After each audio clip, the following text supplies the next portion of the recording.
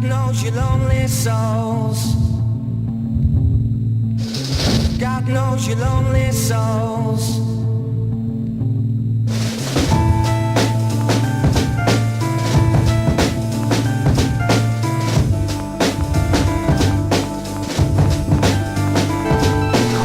I am here in the Frag Doll bubble with Jade Raymond, the producer of Assassin's Creed. I'm really pleased to meet you, Jade. Very nice to meet you too.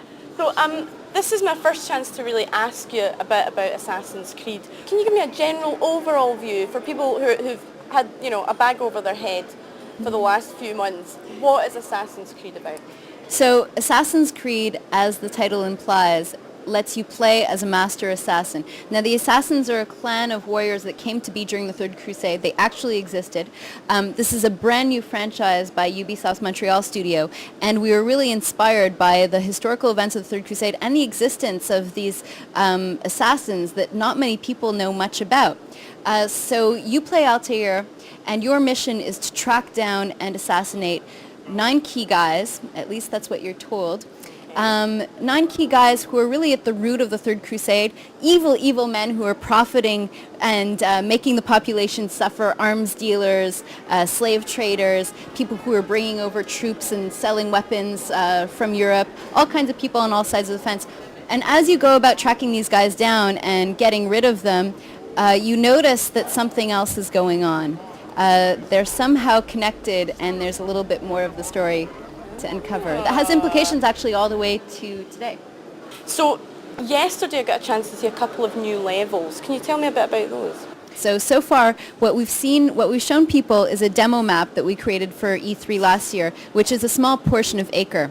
What we showed in the video is the full expanse of the 3 cities. Each one is 15 times larger than what we showed at E3 last time. So huge, the actual size of those cities. And we showed a bit of Jerusalem for the first time, a bit of Damascus for the first time, and also the kingdom and some of the combat on horse. We gave a little preview. Yeah, I mean, it looked really cool. One of the things we've seen was some fighting on rooftops, and I mean, I know that the environments are very interactive. How are we getting up here? What's all this fighting going on up in these upper levels? So usually there's not that much going on the rooftops, as one would expect. So you may want to stay on the ground if you want to blend in the crowd. To avoid the crowd, you may want to go to the rooftops. But also during escape, it's a way to be sure that you're not going to have a ton of people in your way and merchant stands and people in lineups. So Altair can use his great free running skills and get up there. The only problem is that the AI actually can follow you. They can't do everything you can do, but they will find a way around. They're smart enough to say, okay, around the corner I know there's a ladder, I'm going to climb up there. And so it's not really an occasion to just chill out when you get on the rooftops. The pressure is still on. And what will happen is they will probably eventually catch up to you unless you're really on a mission and darting through the rooftops, and you'll get these really cool fights where you get an opportunity to use that environment so you can throw people off and not waste a throwing knife on them. They'll just die when they hit the ground. And it's actually pretty spectacular. We have all the physics modeled on the rag dolls there, so depending on the way you throw them or which direction you pitch them, you'll see a different kind of fall. Sounds it's lovely. Pretty gratifying. The big yell. Yeah, I mean, I've had a bit of a fascination about this, the knife that we have between these fingers here. So this finger's cut off, is this correct? Now, do all assassins do this? Is this a historically accurate thing? Well, the assassins are historically accurate, but we did add a couple of things for gameplay reasons, just that we thought were cool. And to us, being an assassin, you want an inconspicuous weapon. You want something that's not going to draw too much attention to yourself. So we invented this ritual that's the initiation ritual for the assassins, which involves them cutting off a finger. It's a sacrifice you're willing to make, and then they install a hidden blade. And that hidden blade really becomes your weapon of choice, especially if you have to perform an assassination in a crowded area or you don't want to be seen or do something a little bit more stealthy. Now, you're saying you invented this ritual. Don't you think really that you should partake in this ritual and get rid of the finger? I think that would show real dedication to the game, personally. I agree. I've been asked maybe to put on the Altair costume, and that's another thing that I'm not willing to do. Oh, come on! I have my limits, But yeah, I'll consider it. I think you should. Yeah. I think if you're really serious about your career, this is the way to go. So your favourite move that we know of so far is the leap of faith. Can you describe that for me? Yeah, so the leap of faith is actually inspired by something that Marco Polo wrote about in his books. So Marco Polo, in The Adventures of Marco Polo, which is like his memoirs, came upon the assassins and he wrote about them.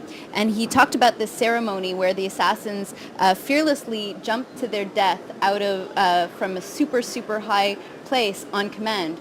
And we kind of reinvented that. We said they didn't really jump to their death. It was all a manipulation technique, that really they had some trick ground at the bottom and that really they were all okay. And it was really to intimidate everyone, to say, look at the power. These guys will do anything. They're not scared of death. So we made our own twist on this thing that Marco Polo talked about. And it also has gameplay benefits because you can climb anything, you can go anywhere. You're often going to have people chasing you down. You're often going to be hunting. What better way to get away from people than climb up to an impossible height where no one can reach you and then do this incredible jump where obviously everyone assumes you're dead. Yeah. And meanwhile you land safely below in a bale of hay. Fabulous. That Yeah. sounds excellent. I might do that later after I go. I don't recommend you try it at home. Okay. Yeah. Can you tell me in a bit more detail about the assassin's fighting moves that he has? Well, he has 4 main weapons. So one we already talked about, which is the hidden blade. You also have a sword, which people have seen a lot. There's also, of course, your fists. If you want to get information out of people, it's recommended not to kill them right away, and you may want to use your fists. And then there's a very useful weapon, which is a combo kind of weapon, your throwing knives. Those can be used at distance. So if you are approaching on rooftops, these are 1 throw, 1 kill, and they let you say, okay, that guy over there, he's patrolling the rooftop, I want to get onto there, I'm going to wait for the time when his back is turned, use one of these things and get rid of him at a distance. Yeah. It also comes with a short dagger. And the short dagger has its own moveset, and that allows you, if you're being overwhelmed and there's a ton of guys coming at you, you can use a throwing knife, get rid of some guys in the background, and then still have some ability to defend yourself, do attacks and counterattacks with your short sword.